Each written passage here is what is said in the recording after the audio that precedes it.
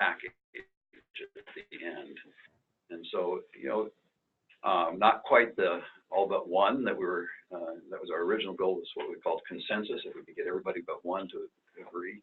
But we got close to that, and certainly a super majority of the folks there agreed to that. So I think that it worked really well. I really appreciated the work that Brian Rogers and Jana Pierce did in facilitating the meetings, especially with their clicker technology, where the instant voting process. I don't think that we could have got through this conversation without that. With that many people, that many points of view, just the possibilities for multiple different conversations, and just the ability to come to a point where you just say, okay, here's what I think, and you can do it privately, basically. So it really we winnowed out a lot of stuff. I mean, there were a lot of things, that got 14% or 28% or something like that support, and so those just went by the wayside quickly. There's no point in spending much time talking about those. So the recommendations that were here over the course of the months were winnowed down from a much larger universe of possibilities. And I think I was driving in, I was trying to think what sort of the overall summary is, that the point of all of this, in my mind, and one of the main statements in here is that what we're trying to do here is come to an agreement about how we can continue to burn wood, but still accomplish cleaning up the air. So the point of all of these draconian measures, some of them more draconian than others, is not to say you can't burn wood. It's to say that if we all agree to burn wood in the best way possible, and we agree to curtail that burning during the really worst periods of the year, then we can continue to burn wood, and probably optimally, that is the most possible. So the more we are able to adopt clean dry firewood and clean devices, and burn them in the way that they are recommended to be operated, and the more we agree to shut down for the most part during these inversion periods, the fewer times of curtailment we'll have. So like last year in Fairbanks, I think we had about 30 times during the year when we were asked to shut down. North Pole was more than that. But my guess is that if we can work through this process and get everybody more on board with dry wood and better devices, and with paying attention to shutting down when we need to, that can drop to 20 or maybe even 10 times a year that we actually have to shut down. So in my sense, that's the ultimate goal of this process, is to work it to the point where we can continue to burn wood, but burn responsibly, and still respect the fact that there are times when we're going to have to just curtail what we're doing, and so that we don't create too much pollution for other people to breathe. So that's my personal overview of the process. Rick was a big participant in it. If you want to chime in at some point and give your sort of overall summary, I'd be more than happy to hear it.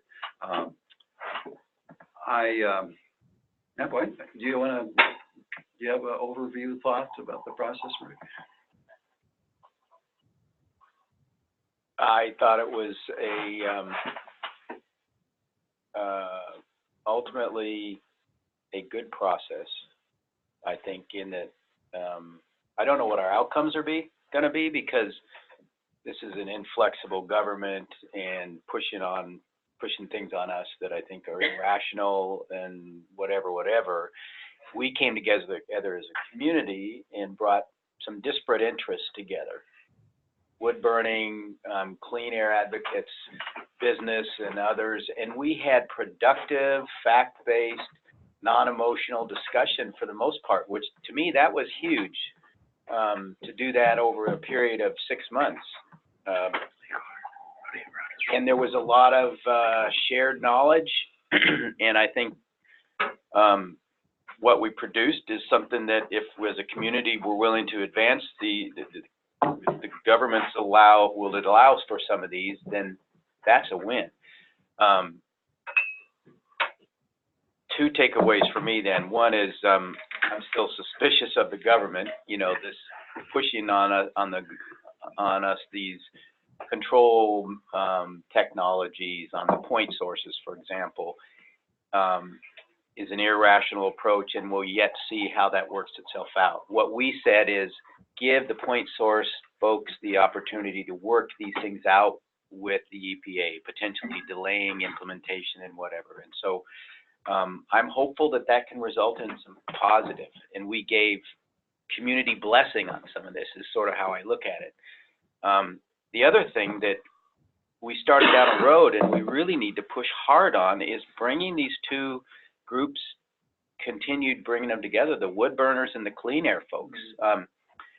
Good friend of mine is continuing that effort. Mike Prox, you all probably know him, and he is a well-intentioned guy that still thinks we got to keep bringing the folks together, because the wood burners could easily say, no, we're not doing this, we're going to do whatever. And Mike's view is we got to bring these groups together and figure out some strategies. So I think a takeaway for me as a local community is we should consider how our stakeholder group can leverage what we did and not lose the value of that.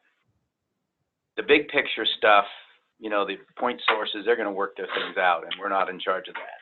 But we can have potentially a significant impact on these two groups locally to try to continue bridging that gap. So that's really, we spent a summer together, so how can we not lose this report, you know, the value of it?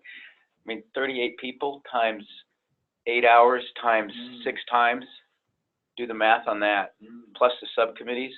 This is a few $100,000 worth of volunteer effort that was put forward. It's a substantial effort.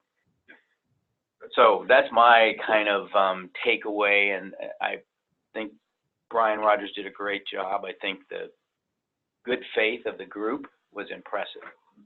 Kind of reminds you, like this town, and we come together when stuff's tough, so let's not fall apart because it's now the... David?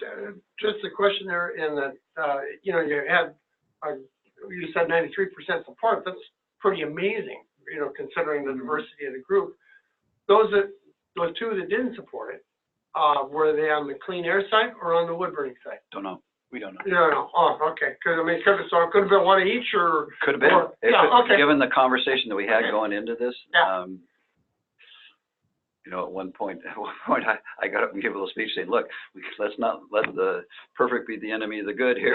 Yeah. You know, it was kind of that moment when you could see where, you know, there was a lot in here that people didn't like. Yeah. You know, from different points of view. You know, and I think that people recognize that was going to wait. If we're going to come up with a consensus or compromise document, that was going to be true. You know, there were going to be these things in there that individual people didn't like. Yeah, I wanted to speak to, as a air quality member, again,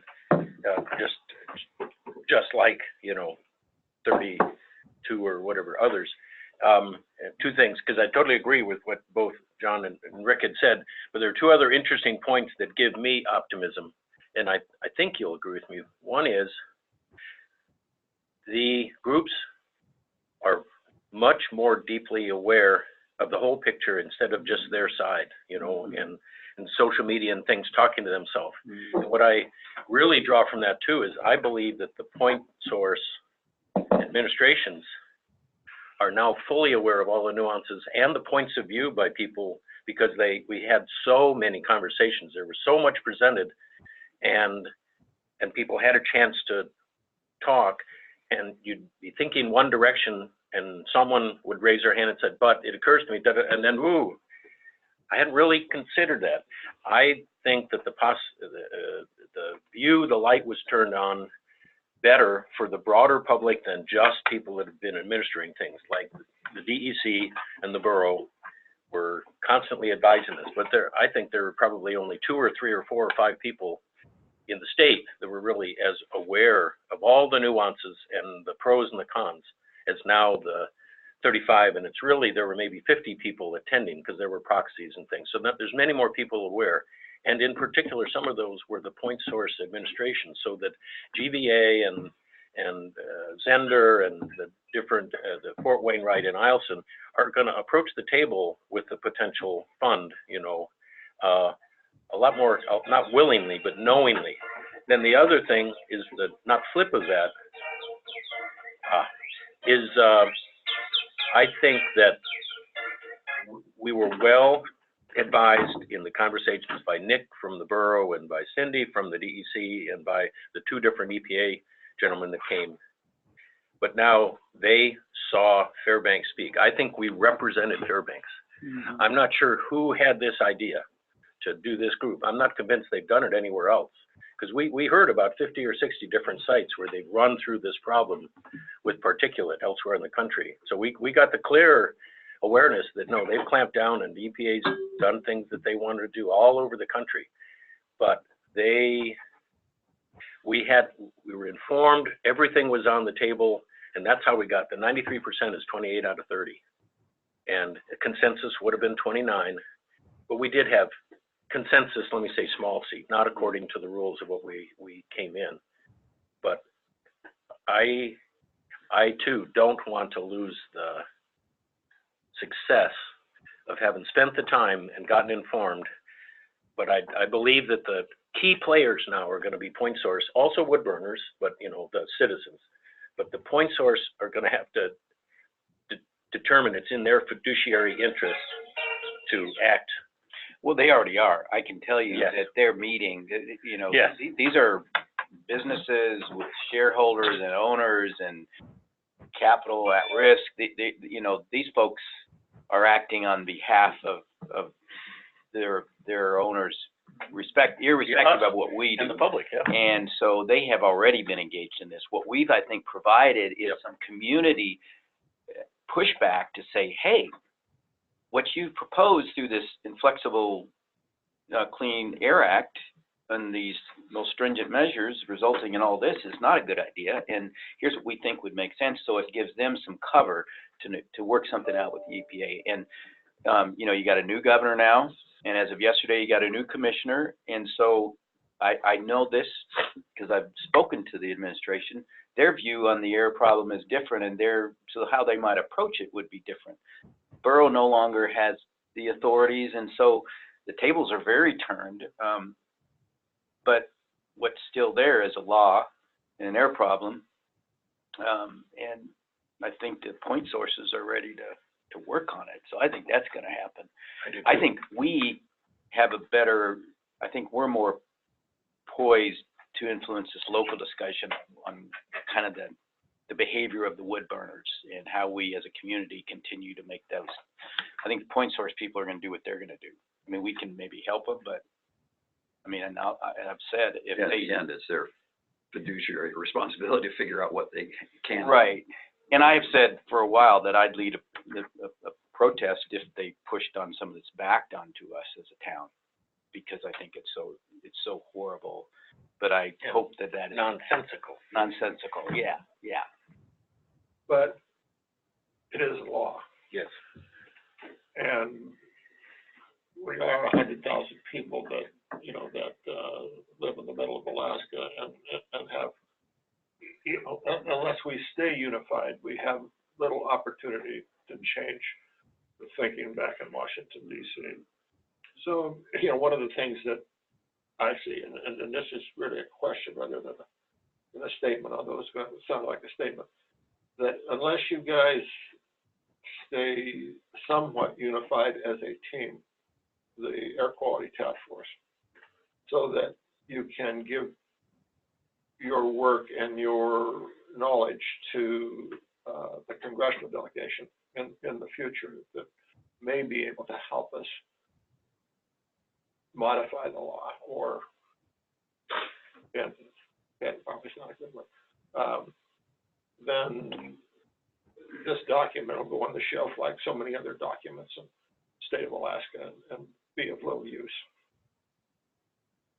Yeah, I I agree, Jim. I think and that's kind of what I'm suggesting is how do we take this nice report and then, you know, keep it alive and keep this energy going. And Mayor Castle, by the way, was the person that Had the idea? Okay.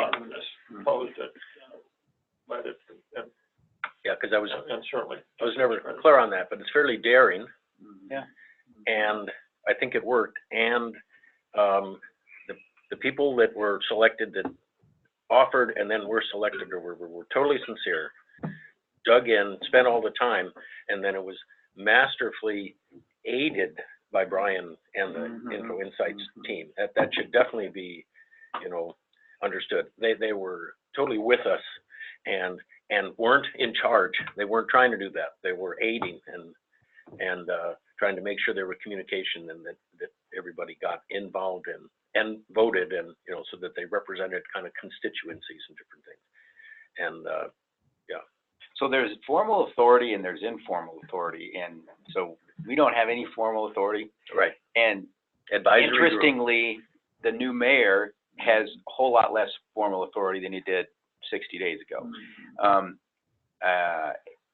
However, I think that this new mayor is uniquely positioned to help resolve this issue. He's from North Pole. He understands the issue. I think he's credible with the wood burning community and with clean air people because he's a credible, well-intended man, I believe.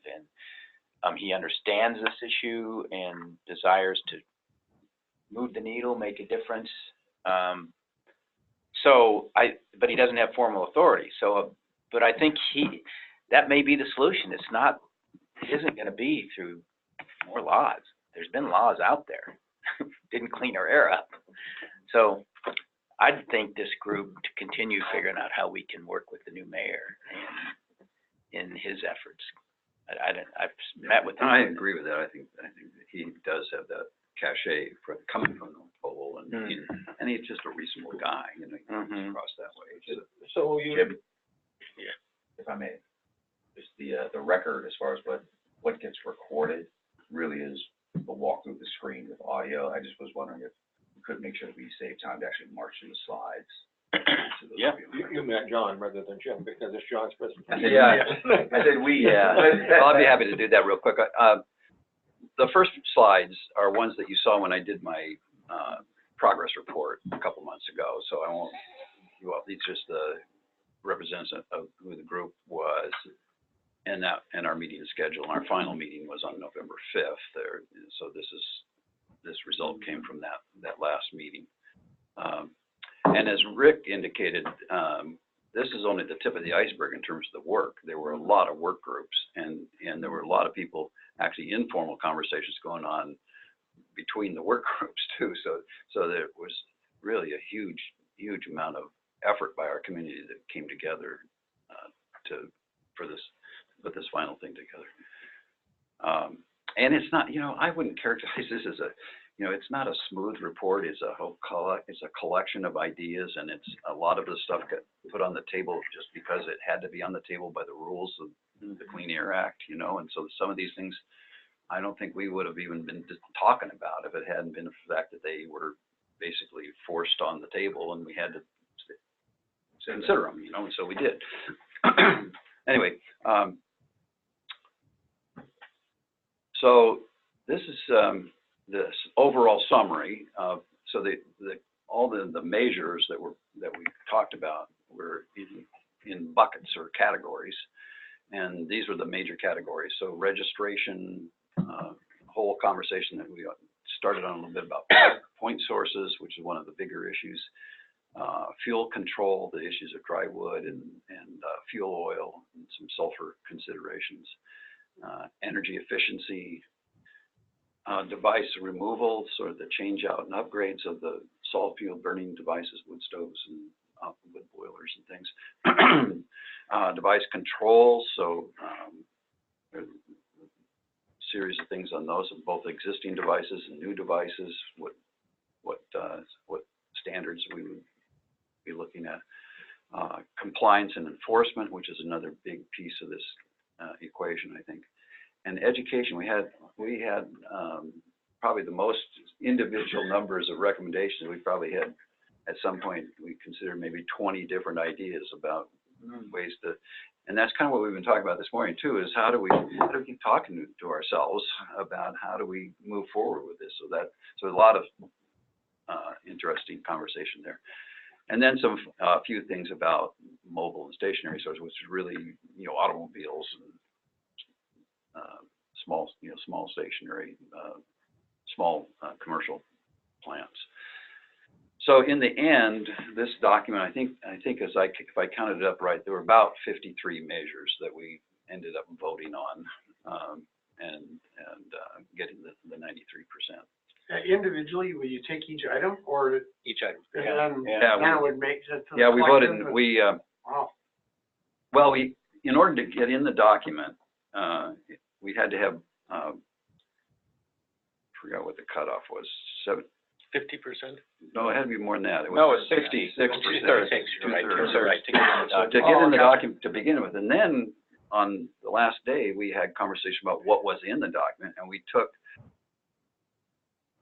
about 5 or 6 items out of the document. Then by a vote, then when we sort of reconsidered those, we sort of put them back on the table and said, do you really want, given the picture that we now have, do we really want those things in the document? And we took a number of items off the table then, and then that's what we ended up with voting after removing, I think it was about 6 or 7 items, something like that, from the document. So and we did that through the voting process again. Some of these things were things that we considered earlier on, in a different, sort of slightly different context, that were still, had at the past, had gotten like 90% support to be on there, but that was in a slightly different context. So then, took that out, given the picture that was emerging. So I think it was a really interesting process, and then, at some point you just have to say, okay, let's take a look at what we got. And I think there's still items in here that probably, I'm suspecting that when DEC takes a look at them, they're going to say that's not going to work, and one of them had to do with the use of infrared cameras, for example, that we almost voted to take that out, but I think people said, well, if that's unconstitutional or, against law for some reason, DEC is going to figure that out, and, they won't be doing it. So What do you do with an infrared camera? Yeah. well, the idea was, Find wood stoves. yeah, it's during a compliance, in the dark, you want to know if somebody's burning their wood stove or See not. the flume. That's a tool that you can use to. Yeah. It can differentiate just temperature-wise between fuel oil and. No, but you can just tell whether a stack is working or not. And or just and it would, temperature-wise. it would be probably in the context of an ongoing investigation. You'd already know something about that particular house, and which stack was which, and so it'd just be, saying, hey, we got evidence that your wood stack was operating during this curtailment period. And so obviously it's not something that the borough is now going to be involved with, because that would be all around compliance, and so that would be a DEC issue. Anyway, so let me just I'll walk through, I've got a slide for each one of these categories, and just to give you the kind of the overview, and I won't go through every one of them in detail, but maybe if people here want to talk about one or more, I'd be happy to do that. So and registration is one of these things. We got pretty substantial votes to leave these on the table, and this is a category of measure that again comes from other communities, but is seen to be valuable from the point of view of trying to understand the dimensions of the problem. So it's not about, jackbooted people going in and just getting in your business. It's about, it really helps to know how many wood stoves of different types and what quality they are out there, so that we can plan on how to craft the change out program and that sort of thing. So, or just the overall program to begin with. So we actually had 3 items here under registration. One that said that registration would be applied to all residential and small commercial devices. And there was a measure that, and I think this one is probably one of the category that it just isn't going to, this one is almost moot.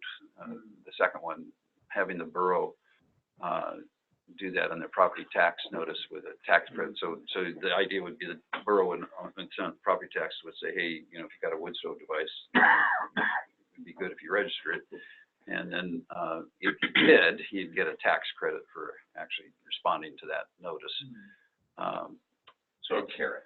It's a carrot kind of thing. And so it's one of those things that's a gray area, whether the borough could do that or not.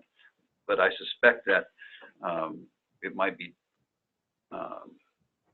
a difficult argument for the borough to maintain that this was strictly about information and doesn't have anything to do with enforcement. Even though I think a credible argument could be made that way, I think politically it's probably a tough argument. Anyway, so I don't know what the borough's going to do with that. But again, remember, this report is a set of recommendations from the stakeholder group to the borough and to DEC. So it's, there's no authority of law in this document. It's just it's a set of recommendations from a long conversation. So I think they're going to take it seriously. But in the end, the borough assembly ultimately and the DEC have to decide how they're going to deal with those recommendations. You said earlier, but I think it was before the recording, that part of the complexity of this process was working from the assumption that you wanted to continue to allow wood burning. And how could wood be burned in a way that allows it to remain part of our energy mix, but still allow us to clean up our air, as opposed to, say, perhaps the counter perspective, which is, a group of recommendations about restricting wood burning and trying to essentially restrict energy systems. Yeah, I think that's I think that's right, and that's actually formally one of the statements that we actually adopted in here, is something to that effect, and I've forgotten exactly where it is, but we did adopt a statement saying, look, this is not about saying no wood burning. This is about saying how can we do it responsibly and keep clean up the air at the same time. And just curious, with that in mind, as you look at other communities that have dealt with this issue, have they been able to accomplish that? Yeah. With that same thing? They have? Yeah, Okay. yeah. But the key thing, I think, and I think it's true, I think, as far as I know, every community that's successfully dealt with the problem has had a curtailment issue. Yeah. Part of that solution was curtailment. Yeah. So that's a tough one to figure out how you do it, and how you do it in a way that, I believe that when we were on the borough assembly, we tried to bend over backwards to try to recognize that people were in different economic circumstances, and so we created this whole no ash, no other adequate source of heat, that mechanism. It all looks, I think, depending on where you sit, it all looks pretty bureaucratic, but the basic idea is to recognize that people are in different circumstances and try as best we can with the carrots and other things that we have to accommodate those different circumstances. So there's a lot of discussion about renewal and inspection. So if you get a waiver, for example, if you have a qualifying device, a borough qualified device that meets a certain standard, then in stage 1 alerts, you can continue to burn. Everybody pretty much has to shut down except the no ashes in stage 2. But that waiver, some people thought, you need to renew that every year. So you need to keep, re-up your application, and that some kind of either initial or ongoing inspection, would be useful. Just to make sure that people are, have the device they claim to have, that they haven't changed it out, that they are maintaining their wood in the way that keeps dry wood dry. And so there's a lot of discussion around these renewal and inspection ideas. So I think the single biggest problem that, certainly in dollars that we discussed, and we spent a lot of time on this one, is the point sources, and Rick already alluded to this quite a bit. And there's one, I think, from the community point of view, one of the things that we've proposed Well, there's two things, but one of the biggest topics that we proposed was this idea of this offset banking fund, and you can call it by a variety of different names. But basically, the idea here with the banking fund was that instead of asking the power plants to power plant equals point source, instead of asking the power plants to expend a lot of capital on these measures, the best available control technology or the most stringent measure technologies, which are scrubbers and wet injection and all kinds of things that are in the multiple millions of dollars. It might be better for them, and this is with sort of the understanding, and I think most people kind of believe this, but we're still working on the modeling. But the understanding is that the point sources really don't contribute as much as you might think to the problem at the ground level, the breathing level. And the early modeling that I remember is, that it's an order of 5 to 10% of what comes out the stack actually ends up down here, and and overall, it's a smaller percentage of the problem. So the big question is, why would you want to spend multiple millions of dollars to deal with a relatively low level part of the problem? So couldn't we figure out a mechanism whereby a significantly less amount of money could be spent in a much more effective way and get the same or even more PM 2.5 reduction? So that's the idea of the banking fund, was that somehow and there are a lot of different mechanisms, an assessment or just a flat out negotiated amount, or some kind of, or in some cases, both for Aurora and the university, there was discussion about setting up using their excess heat that they generate in the summertime to use that to dry wood with, to set up a kiln operation. Which would be a significant amount of money, but providing the dry wood could arguably provide more benefit than these best available control technologies, for example. So that was sort of the conversation.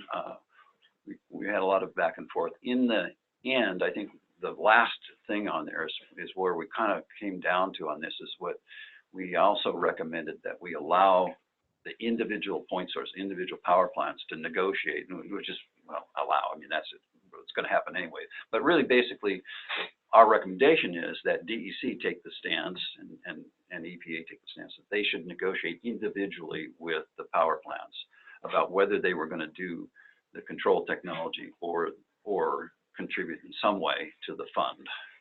And I think, is that a fair characterization, Rick? So that's this last point. One of the other issues, though, that is in here is there was support for getting a better idea of what the power plants really do contribute. So there's this idea of the speciation study, and there's a huge issue around SO2, and some of the other recommendations that have to do with conversion from number 2 heating fuel to number 1, and even the possibility of ultra low sulfur diesel coming in, come from the notion that there's this fairly large sulfur signal in the speciation, and we don't really understand very well, I would say, where that's coming from. And so one of the questions is it really coming from the power plants or not? And so there was a lot of support for figuring that out.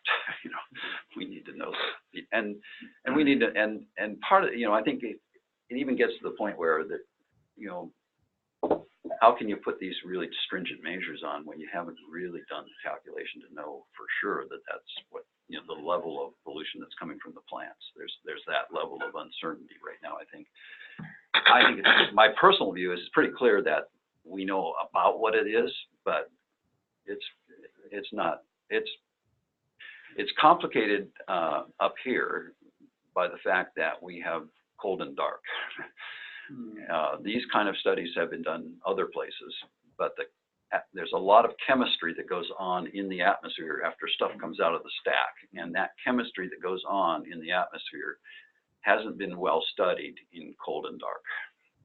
And so that's one of the fun, and the university actually has taken on a couple projects to try to look at some of that, but we don't know the answer right now. was the final question whether or not this was possible under the Clean Air Act. And there was concern that from point sources, that they might consider something like this and even go in, do into it. But then someone might come back later and say, I'm sorry, you've done this, thank you very much, but you still have to pursue these measures.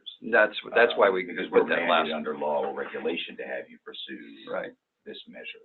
And I think that from the individual PowerPoint perspective, they're going to have to, what the EPA guy says, look, we can't offer you any guarantees. And it was kind of frustrating. I was hoping he could make a stronger statement. I asked him if he could straighten that up a little bit.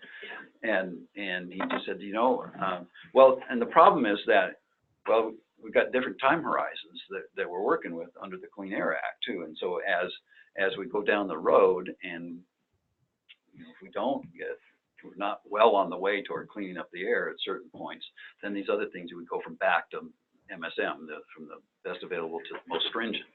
And when that happens, the EPA felt like there may be times when they have to, or they may be, they're going to be, if they don't do that, they're going to be sued to make those requirements. And so then we're going to be in court. Actually, one of the ways to do this negotiation under the Clean Air Act is in the context of settling a lawsuit. So that, I'm not advocating for this necessarily, but I'm just pointing out that I think that may be the time when we actually do get the best ability to negotiate a more certain agreement. And because it sort of comes out a little bit from under the details of the Clean Air Act, and it allows for a court supervised contract between the power plant and the EPA as to how we're gonna move forward. And I think that actually may be the time when we actually get the real solution that we're looking for in terms of this compromise. But we'll see. I'm kind of Pollyannish that way, I guess. Anyway, I'm not optimistic that an outcome that is adjudicated by the court would be favorable to what I think makes sense for our town. But you're right. You get certainty out of a court. It's the third branch, and That's a process, so it's just a process. You can't but it's a negotiation. predict the outcome. yeah. But they can say, here's the outcome. Yeah. And I think it's instructive to remember that all of this, administration change and push locally and all these things can ultimately not have anything to do with you're in court and there's a Clean Air Act and you got a litigant and so the court's going to decide and they're going to do what they're going to do as opposed to what the administration and the legislatures might do, Congress. Well, ultimately, remember the Clean Air Act is a product of Congress. Yeah, if Congress chooses not to change it, which they could. So I think that's one of the things that Catherine Dodge and I 3 or 4 years ago went back to the delegation and said, you guys got to start working on changing this. We need to have some more flexibility to deal with this problem. So far, How's that work out? hasn't worked out too well. There's been discussion now. But I think there's more. I think there's opportunities that may come up to take a look at that. But the point is that it's in discussion now because the community has been in discussion about the process. Yeah. And really, that's the point. How do we keep the Air Quality Task Force engaged in the process? And one of the things that concerned me, over the past 6 months was when it came time for the Air Quality Task Force to, put forth a position, they weren't allowed to because they were constrained by, whatever the borough felt about the election and the Air Quality Task Force being a part of the borough or not part of the borough. One of the things that I would like you guys to consider is staying together as an informal group. And of course, we can talk about, staying together under, as a borough committee, but we could also, kick it over as a Interiors Issues Council group, as we've done in the past, where FEDC will stand behind you and support you, not run you, but support you. You know, put your meetings together, you know, keep your minutes, whatever needs to be done. Yeah. Just so you know, John, we don't have to stop. Yeah, let me just, I think those are the most common, but let me just flip through these next few slides Well, fairly it's important quickly to and give let us people some- know that it's there, and then they can take a look at it, you know, if they want to, because John will put them up on the website here. So there's the next bucket that we looked at on the category of fuel control, and that's about discussions around dry wood mostly, and so regional kilns, exchange programs, requirements that you use dry wood, and then also the other fuel is, in terms of the sulfur problem, is fuel oil, and that's pretty significant. It actually turns out that we can make a pretty significant change in the sulfur if everybody switched from number 2 to number 1 fuel oil, and that's significantly cheaper than going to ultra low sulfur diesel, but still at some cost. And actually, I don't know what the number is, but it's maybe a third to a half people already use number 1. So I'm one of those. For the last 25 years, I've been burning number 1. There's a couple of different reasons, but it turns out it's not. You know, when you first look at the cost, it's a little more. It appears to be more expensive, but if you consider things like your maintenance cycles and other things like that, it isn't that much more expensive. So it's not too unreasonable, but it would take some time to phase it in terms of our suppliers being able to ramp up to do it. And then there's DEC is considering prohibiting the sale of wet wood, except for in the 8-foot round form. So that was one of the recommendations that we said they should consider. And then in terms of the transition and trying to induce people to move over to number 1, if you didn't just mandate it, would be that another approach would be to add a surcharge to the price of number 2 to kind of incentivize people to move over to number 1. So those are a range of things, and these, again, I would point out that you wouldn't necessarily, these are a series of recommendations. You wouldn't necessarily do every single one of them. You'd sort of pick and choose some of these, what makes sense. And that's what DEC is now going to do in terms of their SIP, their program. They'll take these recommendations, they'll consider them, they'll see which ones actually make sense in their package and which ones don't. Energy efficiency, this was one that I was pretty interested in, worked with HFC and the Interior Weatherization Group to see if it was possible to do a targeted home energy upgrade, basically, or weatherization. And the idea would be if you upgrade the energy efficiency of a house so that it uses half as much fuel to heat it, well, that's half as much pollution then. That's the basic simple notion here. And it's feasible, we can do, and the idea would to target this program to the areas where just the wood burners and just in the areas where the pollution is the worst. So it would be a real targeted, and it would be just to those measures that would really make a big difference. And our calculation is that if you focus that way, you can get about a 50% reduction. It's quite feasible given our experience with the HFC program, the Home Energy Rebate Program. If you pick the measures for just those that are really the biggest bang for the buck, and you target it that way, you should be able to get about a 50% reduction in energy use. And we could do about, for $2 million a year, we could do about 200 homes a year. That's kind of the rough order of magnitude. And Interior Weatherization felt that they could handle about that much in terms of staffing up. Yeah, I was going to have a capacity question regarding the second recommendation. Like, do we have enough energy audit? There are enough energy auditors out there. Whether they're still in business is another question. Because with the Home Energy Rebate Program pretty much going away, it's not totally away, but it's ramped way down. People that were doing this work are doing other things now. but their expertise exists there, and it's not. The cost of doing one of these is around $400 or $500. So it's not a huge thing to ramp up, you know, and the expertise inside, you know, it does. So anyway, the idea here would be when you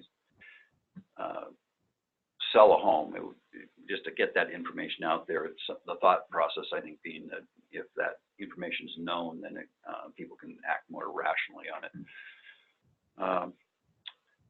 So then we get into you know, issues around there. We have several categories around devices, and by devices we, you know, think wood stoves, but solid fuel burning devices. It's kind of that, and that's what this FBA stands for, solid fuel burning appliance. So we have a category here called device removal, and we have device control for existing devices, so what people have now, and then we have device control for new devices. So that things like one thing DEC is considering is just flat out prohibiting the sale of wood stoves that don't comply with the borough standard now, or the state standard. So there's a variety of, I don't know how much, let's see. There was a recommendation to prohibit the use of coal-only heaters from homes and small commercial sites. Because on a stove-by-stove basis, these are the ones that actually produce the most PM 2.5.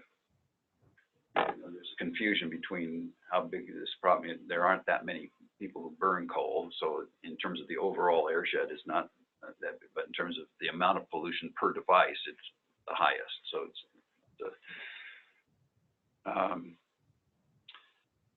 there. We wanted to. When we talk about devices and fuel, there's two categories of conversation. One has to do with wood, and the other has to do with fuel oil and natural gas. And so and the wood stove changeout program now has been changed by the borough to allow them to actually provide incentives, to provide funds to help switch from burning wood to burning oil or burning natural gas. And so that you can do this sort of, the wood stove changeout program isn't necessarily just a wood stove to a wood stove. It can be a wood stove to a boiler.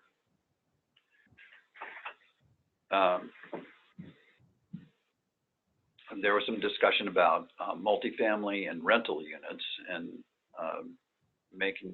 requiring that there be installed alternative heating sources in rental units, so that if you have a curtailment period, that it's quite feasible for people who are renting. And it turns out that in the Fairbanks area, something like 40% of the units are rentals. So rentals is a big part of the picture here.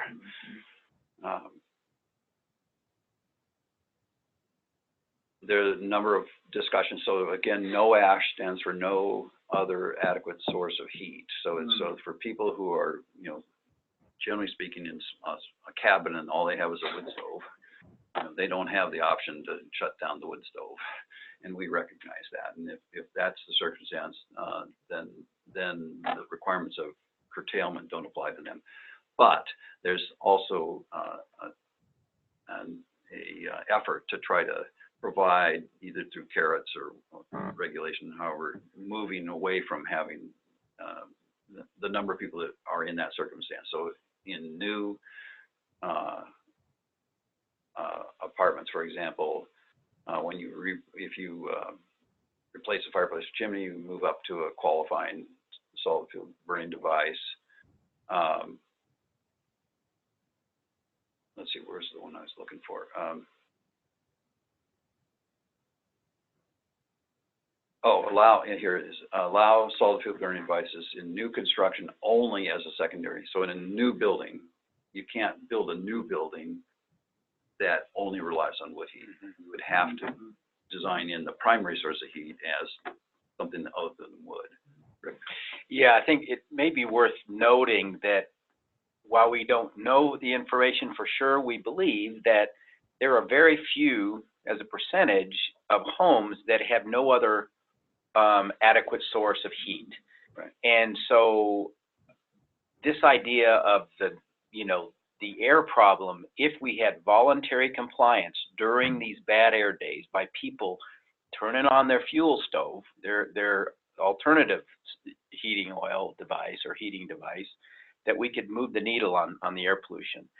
And part of, we don't know that number, and that goes to the registration, all those things, but that's why I have believed and still do that voluntary compliance in so many ways is, if people want to do it, they can. Here's my only challenge. Yeah. With some of these discussions. So I do have a couple of pellet stoves in my house, but when an event comes up, unless I'm alerted before I go to work, she turning off those wood stoves or those pellet stoves, which I might, fill up and just kind of run on low all day. I would have to go home, and it's a matter of question of, will the boss let me go home? There's loss of work hours or You're work gonna get to time. work first. Huh? I knew that was coming. I heard it today. I totally heard that. But that's one of my questions. Once you've got the pellet stove, Yeah. the wood stove going, something else, getting us all on like Alexas and wired up systems where, I can, from my phone, turn off the pellet stove or turn on the damper of the wood stove because I'm not there. It always seemed like it was going to be a challenge to me because I just know for me personally, Yeah. I'd have to get the boss's permission. Hey, boss, we're having a Yeah, I don't think gotta that run home. anybody was contemplating that. Well, certainly the general rule is, it's not that you should put out the fire, right? It's that you should not add Throw another log. any more wood to the fire. And in the pellet case, in your home, there would be a recognition that, we would expect that by 5 o'clock or, whenever your shift was, that you went home and turned it down and turned on your other source. Okay.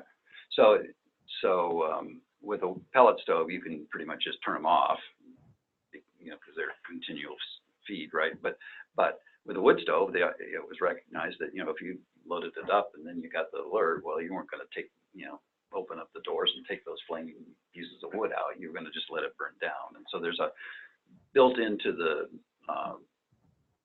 curtailment program was a recognition that there would be this phase down time when people were letting their stoves burn out, or getting home to turn off. And that's why I guess good monitoring would be so critical. The sooner you could know in advance this might be coming. Right. You can Well, tell so people the people don't build a log curtailment in this periods morning. are based on a forecast, right? So you're not waiting until the pollution necessarily peaks up there. If you're looking at the weather forecast and you've got a condition where you expect that you're going to get it, you can and may do call the curtailments based on the forecast. So you get a little bit of heads up time there. Okay, I guess that's enough. So then, like I said, the other big piece is the compliance and enforcement, and somehow you got to get to the point where, and I agree with Rick. I mean, it'd be better if we got voluntary, but we had a voluntary program in place. We got about 1% compliance, and it just, people didn't, care. And I think that you have to be serious. You have to tell people, and as soon as you sort of make that clear, I think, it's kind of like you got a place where people are speeding, you put a speed trap out there and you catch a couple people and people see the lights out there, and then all of a sudden people start, ramping down their speed a little bit. I think the same thing's true here. You enforce a couple, people start realizing, well, this is serious. And so we've had we don't expect that we're ever going to get 100% curtailment, but we modeled things assuming 75%, and we modeled assuming 35%. And if we can get up closer to that 75% compliance, we have a chance of certainly in the Fairbanks area of coming into compliance overall. And I want to say that both in Fairbanks and in North Pole, we're making progress. If you look at the numbers that over the last 3 to 5 years, it's coming down. And so we're, the dry wood program, the change out programs and those things, and the little bit baby steps toward a little more compliance. We're making some progress. Yeah. But we got a long way to go. And so the bottom line in all of this stuff that we looked at, if all of these things were implemented, by these things, it means the 53 recommendations that we voted on. If all of those were implemented, we would come very close to compliance, maybe not quite, but very close to compliance in the Fairbanks area. Because one of the things you have to remember is that in the Fairbanks area, the monitor is at the state building, which is in a it's not in the area that has the most pollution. You know, places like Hamilton Acres have significantly more pollution, we know, from various unofficial monitoring that we do. There's only 2 or 3 really official monitors. So when there's good monitors that aren't official, you know. But anyway, we know that the Hamilton Acres area is probably 10 micrograms per cubic meter higher level of pollution than where the monitor is on the state building. So we're going to have to bring that monitor in the state. The goal there is 35. We're going to have to bring that monitor down to about 25 in order to get Hamilton Acres down to 35.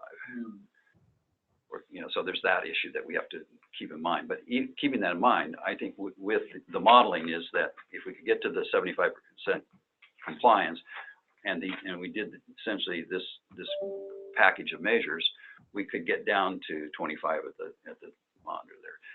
In North Pole, though, not so much. We get down to about 40 or 50 under this. So we're going to have to do more than just this to get down there. We're getting time after. Monitors, but I'd like to save it to the end. Yeah. So so there's a whole package about education. So, and this goes to the conversation that we had earlier, I think, about, you know, continuing the work and continuing to let people know about what we know about the problem. Here's where it was. One of the things under education is to be clear that the goal is not to eliminate wood burning, but to preserve the ability to burn by agreed not to burn during inversions. And then Dr. Hanley has a talk on health impacts that people were pretty impressed by. There was a pretty impressive demonstration of the value of burning dry wood versus wet wood that was at the air quality conference. That if we could get that out and have more people see that, that was pretty dramatic. And maybe we just need a video of that we can put up and get around more. There are some things like that. There's a whole raft of you know, information and marketing out there about what's called behavioral economics, and one of the main things they do there is address barriers to changing people's behavior. So there was some call for trying to get some of those folks in that really have studied these issues. How do you get people collectively to change their behavior? So we can more better. So we can better focus the advertising we do. And about cooperating with, you know, partnering with cooperative extension and the schools, and trying to be more creative, maybe do some fun things to carry the message out there. And the last category is this mobile and small stationary sources, think automobiles and other things. So there's funding for the highway signs. There's a variety of different possibilities there. There was support for continuing the old borough plug it in at +20 campaign in terms of, so to try to keep people to reduce the amount of idling that they do, but, you know, have places where they can actually plug in their cars. And so there's been some CMAQ money, congestion mitigation money that we've gotten where we've put like plug-ins at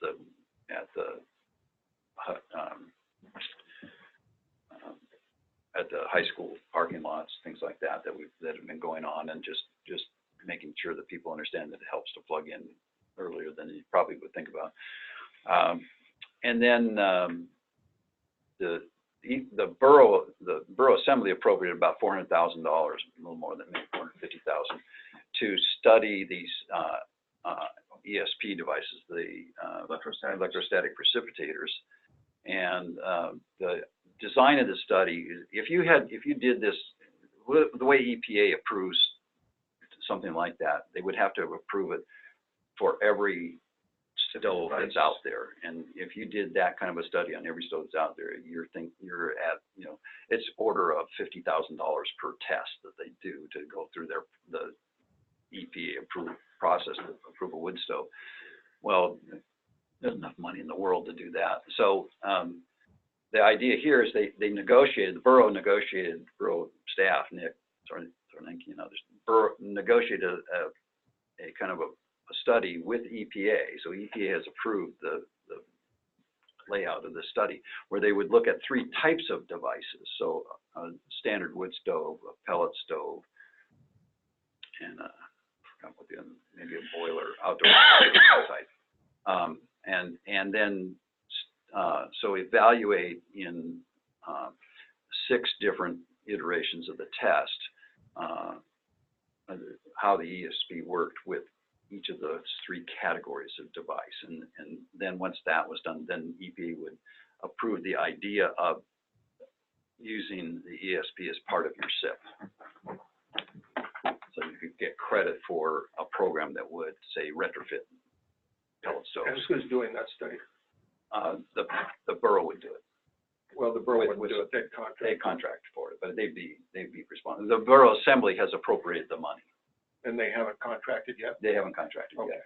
And so there's a little bit of a debate going on right now, just for full disclosure here. There's a little bit of debate going on, I think, within the borough administration about whether they should continue to use those funds for that study, or they should just use those funds to buy a bunch of devices. Because some preliminary work that we've done, pretty clear that the devices are going to be effective. The problem I had when I was on the borough assembly with just saying, yeah, let's go put them in, is there's data out there that under certain circumstances these work, but we don't know very much about whether how they're going to work here in our temperature conditions and with our fuel types, and then most of the environments in which they've been installed, like in Europe, are much more regulated, so that there's mandatory annual inspections of these things where they're used. And if we don't have mandatory annual inspections, are they going to be used? Will they be cleaned frequently enough to be useful? I mean, there's a whole range of questions like that that need to be thought through before you spend several $1 million putting these devices out there. And we had a false start that way at one point already on a chimney retrofit device that just didn't work, and we spent a couple $1 million on it, so state did. So I just think a little bit of caution before we move into a new technology for our area. A little bit of caution. My view is, this is John Davies speaking here, my view is that it makes sense to do these kind of studies. So that's, the borough assembly had appropriated money for the purpose of that study. It's out there. It could be redirected right now because they haven't contracted yet. So that's a conversation out there. But our group recommended they continue with the study. And I'd just point out that I think is an example of an area in which the wood burning community is very interested in seeing ESPs. And so I think it's important for the borough and for whomever to appear to be in good faith on this, because if you don't appear to be in good faith on something that the wood burners believe will make a difference, and actually I believe will make a difference, then it calls into question a whole lot of everything, and it starts to hurt your efforts to get voluntary compliance, to get people to do what they should do. Right. So it's an important area, and I'm glad the mayor's pursuing it, because I think, again, I think this is where he's ideally situated. His understanding and credibility is important to making this ESP program go forward properly. So it's a good step, not a misstep. Yeah.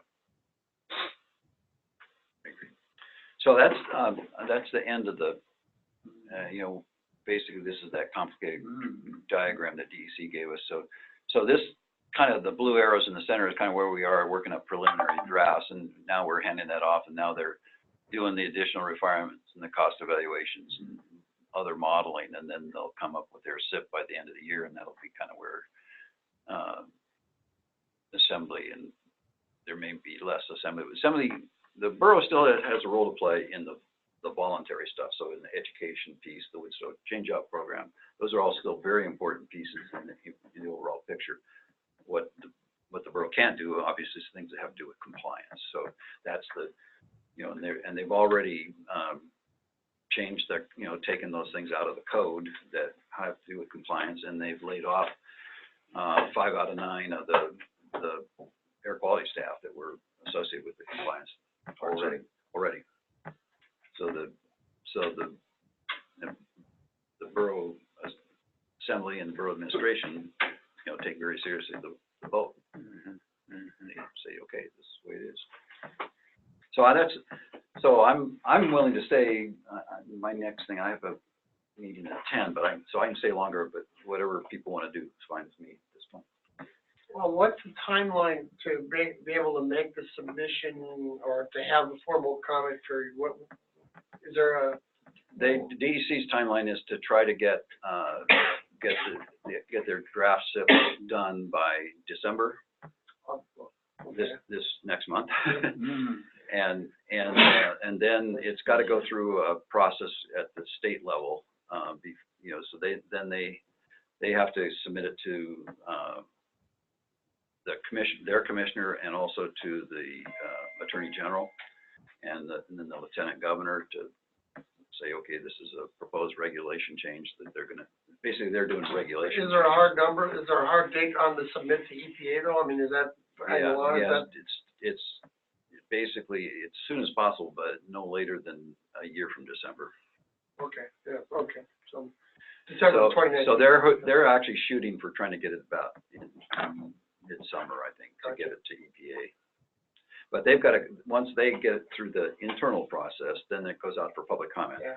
And then they, and I think that's 30 days, yeah, I think.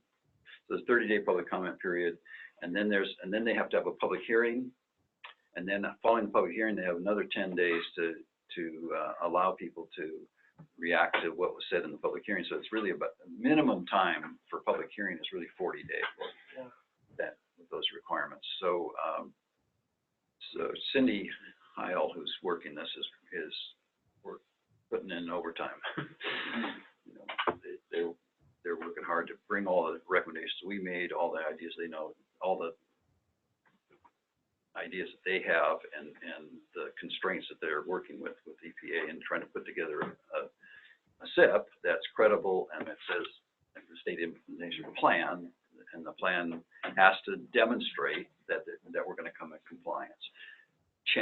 I think chances are that at the end of December, when they submit the SIP, it's going to be recognized that it's not going to make it, by 2022.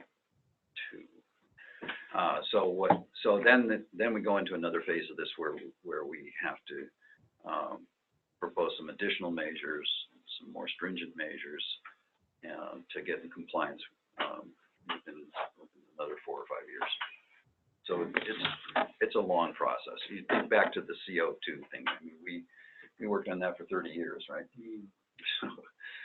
But the problem in my mind is, in all of these things, is that it's a huge, complex problem, but it's really clear that, everybody, I think the first vote we had when we brought the group together was, do you think that this is a health problem?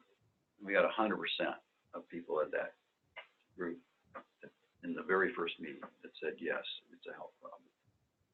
So the difficulty for me is that I understand very clearly all the difficulties of coming together and figuring out something and actually moving the needle in terms of, but for every month that goes by that we don't move that needle, there's a lot of big people breathing dirty air. So that I think we all as a community have to have a sense of urgency about doing what we can that will move that. If it's ESPs or whatever it is, we need to get on it. So again, that last box, adopt serious SIP, submit to EPA. Again, they want to have a draft submission, state submission by midsummer, but we have to have one by the end of next year. Yeah. Okay, other questions? Thank you, John. Yeah, thank you very much. All three of you gentlemen. Yeah. Because I remember seeing you, Clark, as well as you, Rick, when I showed up for the last meeting. Yeah. So good work, everybody. It was nice the mayor showed up at the last meeting too, proclamation, appreciating the work. So, I know that Bryce has been involved all along. We've had informal working groups, in Mayor Castle's office, and Bryce has always been part of those working groups too. So he's well up to speed on a lot of the nitty-gritty details.